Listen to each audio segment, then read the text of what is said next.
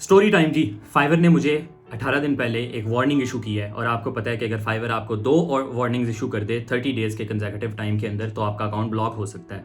तो आपको 30 दिन के लिए बहुत एहतियात करना पड़ता है। जनरली भी आपको वार्निंग से बचना चाहिए। इसके बारे में छोटी सी टिप शेयर करूंगा और स्टोरी बताऊंगा। पहले स्टोरी ये थी कि भाई एक क्लाइंट ने मैसेज किया और उसने मुझे एक छोटे बच्चे के ड्राइविंग लाइसेंस था, सॉर्ट ऑफ लाइक वो एक मुझे वैसे ही लगा कि किसी ने ओरिजिनल लाइसेंस नहीं लग रहा था, वो एक ऐसे ही लग रहा था कि किसी ने वैसे ही एज अ प्रॉप बनाया है। ठीक है, तो वो उसने कहा जी कि मुझे ये लाइसेंस रिक्रिएट करवाना है एडिटेबल फॉर्मेट में। मैंने कहा जी हो जाएगा, लेकिन मुझे पहले ये कंफर्म कर दो कि ये एक्चुअल लाइसेंस तो नहीं है, क्योंकि एक्चुअल लाइसेंस वगैरह आप नहीं बना के दे सकते। फाइवर की पॉलिसी है कि आप इस तरह की सर्विसेज नहीं दे सकते जिसमें आप कोई डॉक्यूमेंट्स को रिफर्बिश करके दो या डॉक्यूमेंट्स को फैब्रिकेट करके दो, ठीक है, या ओरिजिनल डॉक्यूमेंट्स किसी को रिक्रिएट करके दो। तो मैंने कहा भाई अगर तो ओरिजिनल है तो मैं नहीं करूँगा, वरना ये अगर एज अ प्रॉप यूज़ होना तो बता दो। उसने कहा भाई मैं मूवीज़ बनाता हूँ और मूवीज़ के अंदर हमें ना इन प्रॉप्स की ज़रूरत होती है, तो ये एक्चुअल लाइसेंस नहीं है, सिर्फ प्रॉप है, मुझे एडिटेबल चाहिए ताकि मैं नए एक्टर की उसके अंदर डिटेल्स वगैरह एंटर करके उसको प्रिंट कर लिया करूँ। मैंने कहा जी ठीक है हो जाएगा।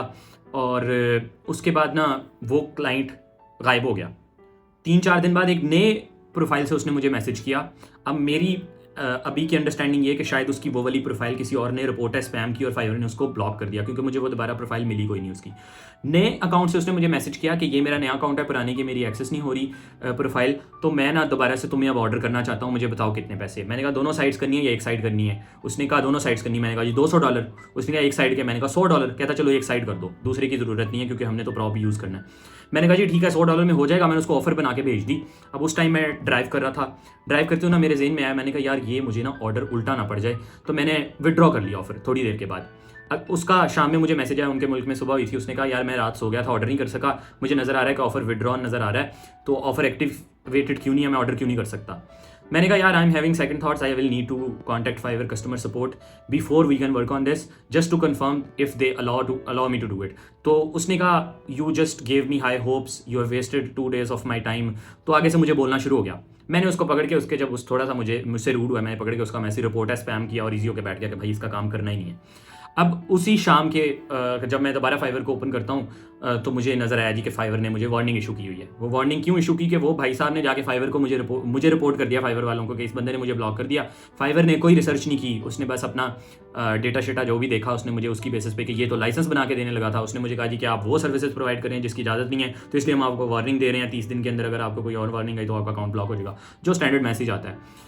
तो भाई मैंने कहा यार ये तो मेरे साथ अच्छा हुआ। ये पास्ट में भी एक दफ़ा मेरे साथ ऐसे हुआ था कि क्लाइंट ने मुझे रिव्यू ऐसा वैसा दे दिया। मैंने उससे पूछा कि यार ये रिव्यू तुमने क्यों दिया, तो आगे से कहता सॉरी गलती से हो गया।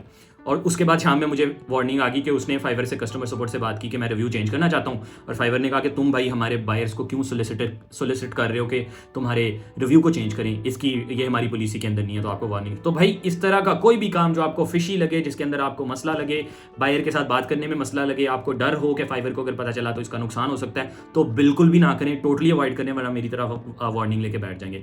अब मैं अपने सेलर जो प्लस सब्सक्रिप्शन पे मुझे सक्सेस मैनेजर आया उसको ईमेल की है, वो भी पता नहीं बिजी है क्या, उसके साथ मैंने मीटिंग बुक की हुई है। इस दफ़ा जब मीटिंग में उसके साथ पूरा सिनेरियो डिस्कस करूंगा, ईमेल पे उसको कम ही समझ आती है, जब मीटिंग होती है तो उसके साथ अच्छे से डिस्कशन होती है।